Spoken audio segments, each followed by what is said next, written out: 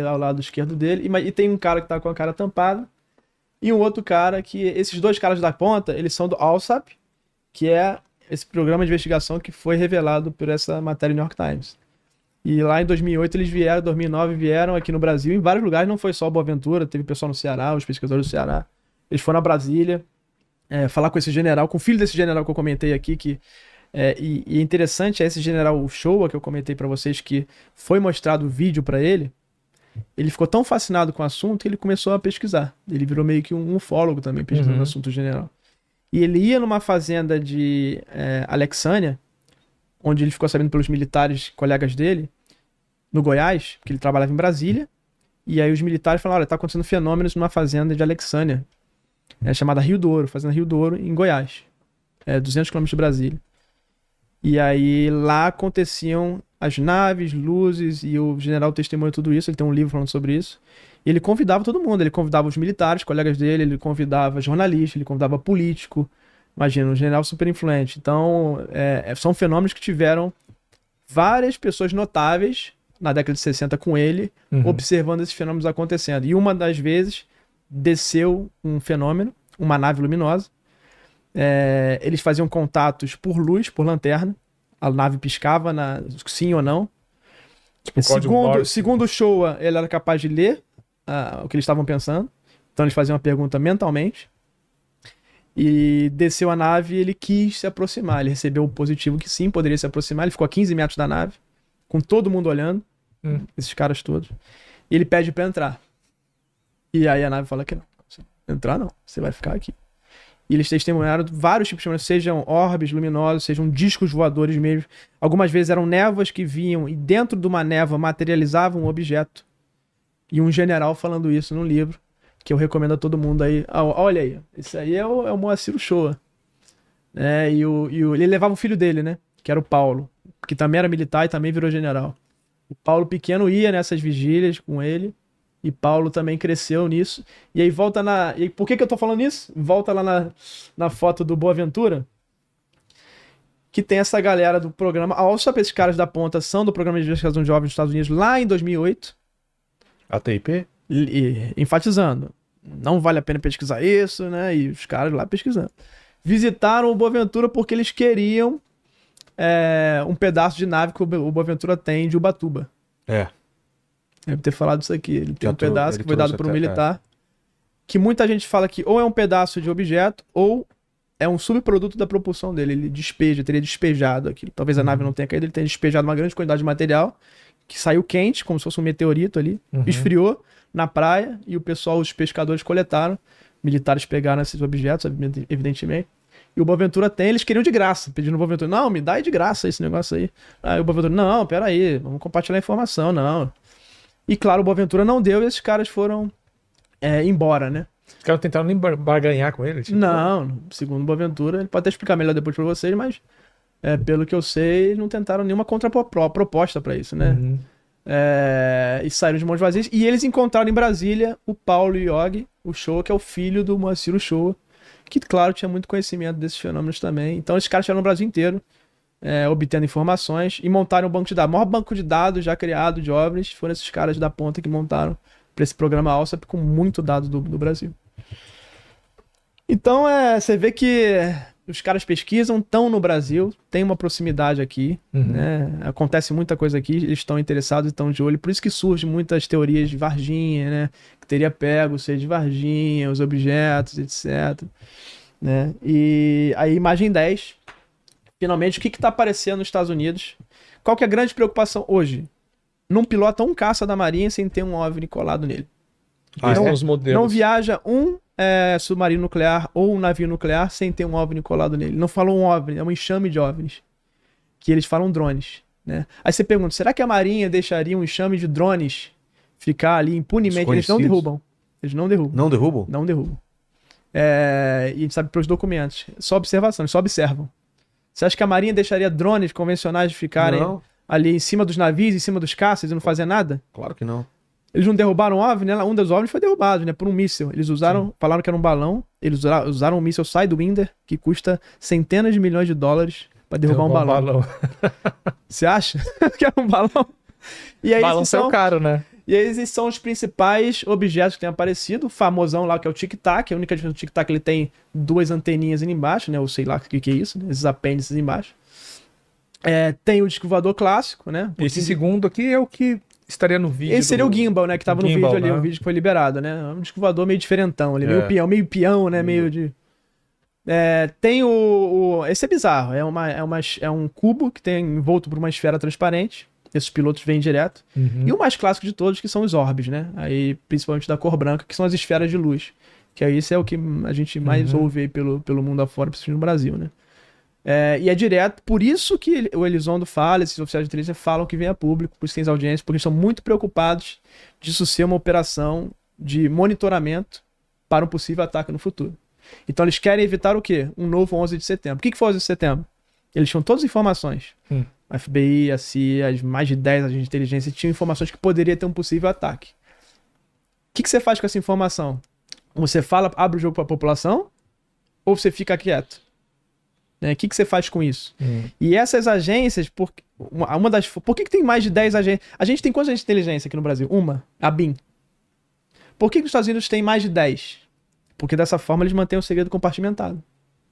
É muito mais difícil você descobrir o que está acontecendo. Então por isso que a inteligência tem várias ramificações lá. E cada uma tem um pedacinho do segredo OVNI. Então tem a NSA, coisa que a gente nunca ouve no Brasil. NSA, a DIA, aí tem as outras, né? CIA, enfim. E tem a história por trás do motivo de que fez o Luiz Elizondo sair desse programa, né? Que tipo, eles iam fazer uma armadilha para pegar os OVNIs. Eles iam juntar porta-aviões nucleares, coisas nucleares envolvidas, né? Porque aparentemente esses objetos se atraem por equipamentos e ogivas nucleares e tal. Então eles iam fazer uma armadilha, uma isca, para esses objetos chegarem lá e eles conseguirem fazer imagens nítidas, fazer registro deles. Só que aí esse plano não avançou.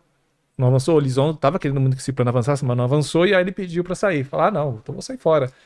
Porque eles falam que é que nem formiga no doce. Você põe o doce na pia ali, vai aparecer formiga. Eles falam que você põe um submarino nuclear, um navio nuclear, vem um OVNI ali. Imagina esse pessoal sabendo disso. Aí a gente não sabe se eles já sabem o que são ou se não sabem o medo ou o cagaço que deve rolar. Eles vão atacar a gente? Em algum momento eles vão Fica parecendo uma Guerra Fria, né? Parece uma Por Guerra isso que Fria. eles nunca atiram. Se você vê que tem um drone ali e o cara não tá atirando, tem uma coisa estranha. Com medo de uma retaliação. Uma retaliação. E com certeza eles já sabem características. Eu vou mostrar depois a estatística do órgão de OVNI dos Estados Unidos. Como é que eles diferenciam? Eles têm assinatura, eles sabem quanto que os equipamentos leem diferente em relação ao objeto normal. Então o que eu tava falando do 9 do 11 qual que é o medo desses caras? Parece muito uma operação de reconhecimento. Eles estão olhando cada arma que os caras têm nova, eles vão lá olhar. Catalogando, medindo, fazendo as medições. Vão lá, não é só isso, eles vão nas usinas nucleares, nas questões de refinaria, tudo que é energético. Se vocês olharem, em 86 teve a Noite Oficial dos OVNIs no Brasil. Sim. Onde é a primeira vez que um brigadeiro chamou uma coletiva de imprensa para falar que realmente teve uma invasão de OVNI, não sabemos o que é, colocamos caças para perseguir. Os pilotos, né, todos falando, aquilo foi bizarro, foi um show, né?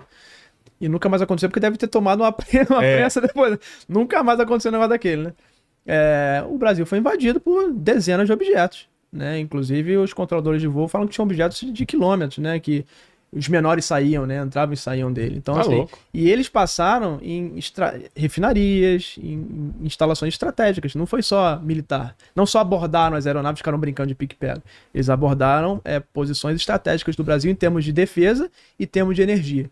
Aparentemente demonstra um pensamento militar, né? De reconhecimento militar, né? O que é muito estranho.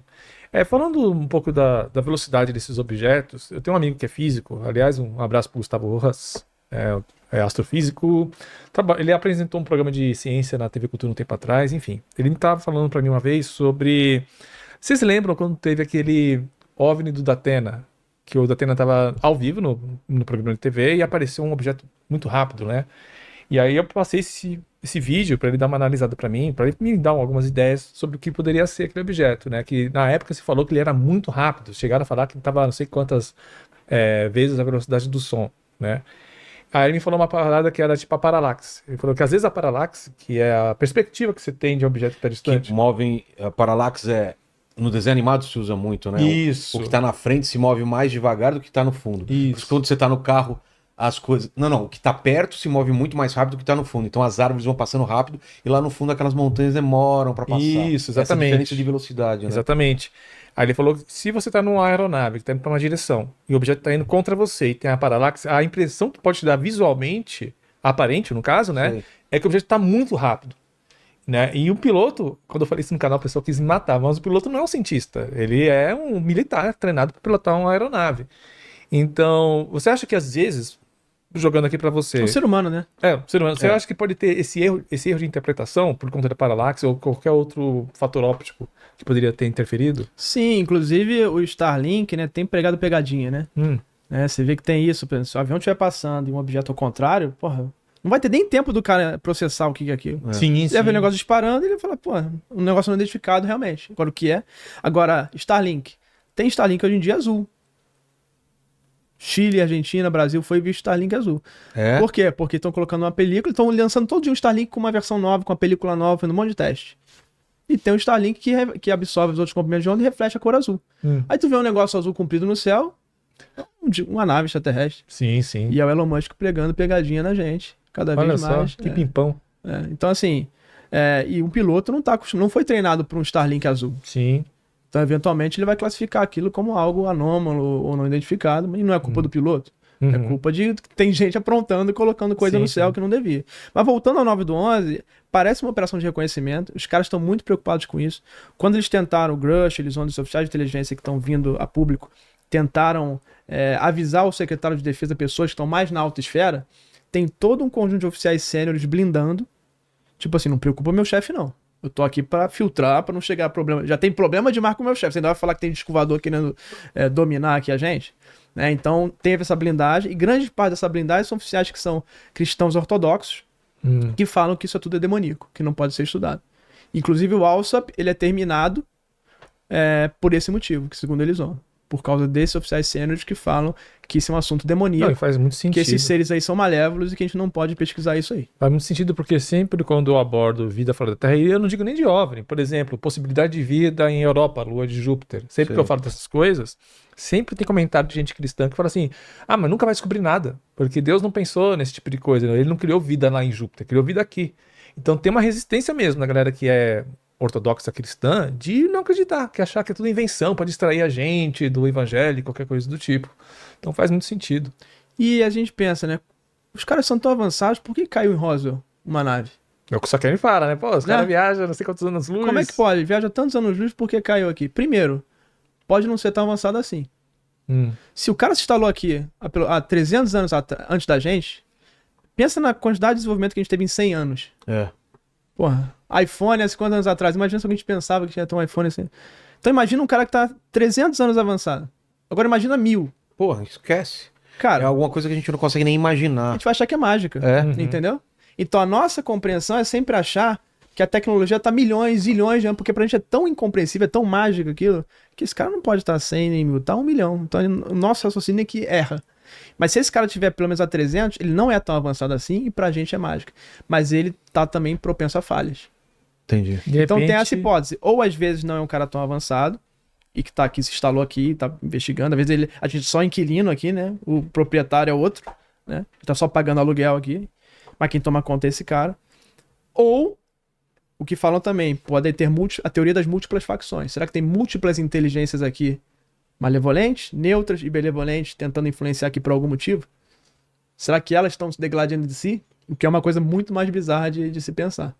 E a gente aqui só no meio da confusão, né? Sem saber birosca nenhuma. Hoje, as duas teorias que esses caras mais falam nos Estados Unidos é múltiplas facções e que os testes nucleares teriam causado pulsos, e causam mesmo pulsos eletromagnéticos, que teriam afetado uma nave que não é tão avançada assim. E que a gente sempre tenta colocar, às vezes não veio de outro planeta, tá aqui, o cara tá aqui. Tem uma questão também que, para quem leu Platolândia, aquele livro, fica mais fácil de entender, né?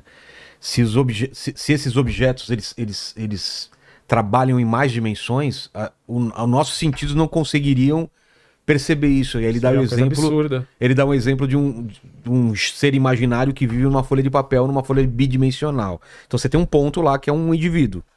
Aquele ponto, ele não consegue perceber uma esfera, porque é um objeto tridimensional. Então se essa esfera atravessa esse papel, que ele vai ver? Ele vai ver um círculo aparecendo de repente, aumentando, diminuindo e sumindo, que é a esfera atravessando o papel. Ela começa pequena, porque ele só vê seções dessa, Isso. só seções dessa esfera. Agora você imagina um objeto de 4, 5 dimensões se movimentando em mais dimensões. Então aparece aqui, desaparece lá, porque pra gente, os nossos sentidos não percebem essa dimensão. Como esse ser bidimensional não consegue perceber uma terceira dimensão, né? O ser da quarta dimensão ia conseguir ver através de você. Talvez, Né? É absurdo. Ele consegue ver uma coluna e ver atrás da coluna, não sei. É alguma coisa também que eu já li. Muita gente fala, né? Vi um OVNI mudando de forma. É. Né? Será que não é isso? Será que não é uma Acho que não. projeção É. de uma dimensão superior que tá aqui, que tá só vendo uma sessão? Exato. Tem um pesquisador, acho que é Jacques Vallée, Sim, acho que, né, que ele fala que ele tem a hipótese de que são seres de outra dimensão. Por que ele fala isso? Porque os astrônomos, os cientistas, no geral, falam assim, mano, não tem como uma nave vir de Alpha Centauri, porque são 4 anos-luz de distância, né? Não tem como fazer uma viagem absurda como essa. Essas distâncias são absurdas. São absurdas. Então, aí o pessoal fala, então pode ser que eles não venham de longe, que eles venham de outra dimensão. Né? Aí tem